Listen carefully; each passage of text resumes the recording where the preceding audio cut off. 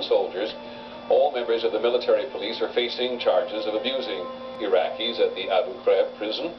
From the very beginning, the military establishment has said this was the work of a few bad soldiers. I shared a deep disgust that those prisoners were treated the way they were treated. Those acts ought not to be allowed to define us. The terrible actions of a few don't change that. Those soldiers let us down.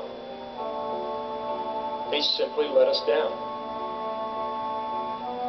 The Defense Department has done numerous investigations, and they found what happened at Abu Ghraib was not authorized, that the people who conducted were not aware of whatever other thinking was being done with the law, and that this was essentially the activity of people on the night shift. It wasn't even in the context of interrogations. Every investigation that's been conducted so far has not found any kind of link.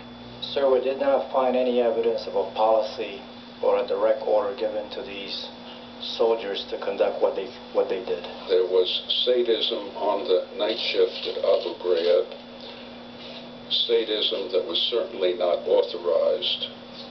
It was kind of Animal House on the night shift. Even suggesting that this was Animal House on the night shift was conscious disinformation. Is there any chance that these people were self-actuated, that they just came up with this as their own idea?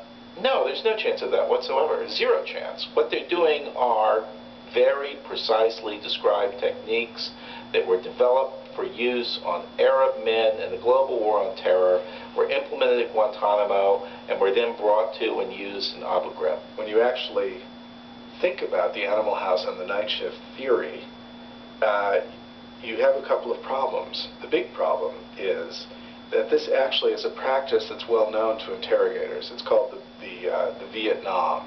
It was developed in Brazil.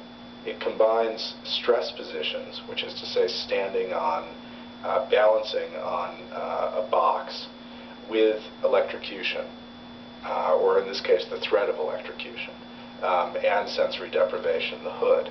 So this practice is quite well known. How exactly are some uneducated prison guards, how exactly did they know to use this technique, which was developed by the Brazilian military? I'd like to know what agencies or private contractors were in charge of interrogations. Did they have authority over the guards, and what were their instructions to the guards? First, with respect to the... We did not bring it. Oh my. Yeah, oh my, sorry. It was all prepared. It was, indeed. I'll walk through the chain of command and... No, you can submit the chain of command, please. Secretary Rumsfeld, in all due respect, you've got to answer this question, and it could be satisfied with a phone call. This is a pretty simple, straightforward question. Abu Ghraib is a great example of bureaucratic virtuosity in handling a scandal.